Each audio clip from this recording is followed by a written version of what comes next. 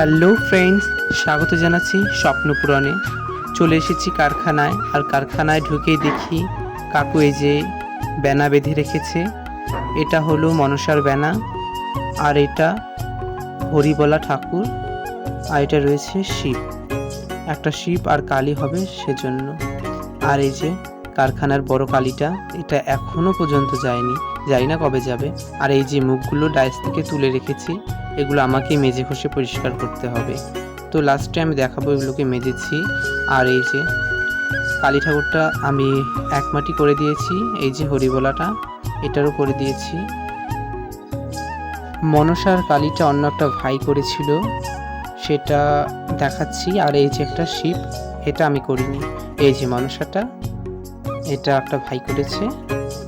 আর এই যে শিব কালীটা কাকু এখন মাটি দিচ্ছে।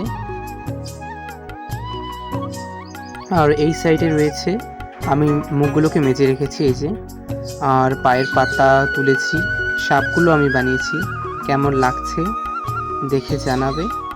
এই যে একটা সন্তোষীর মুখ, আর এই যে মুখগুলো মেজেছি। এই সাইডে রয়েছে সন্তোষীর কাঠা। সো আজকের মতন বাই।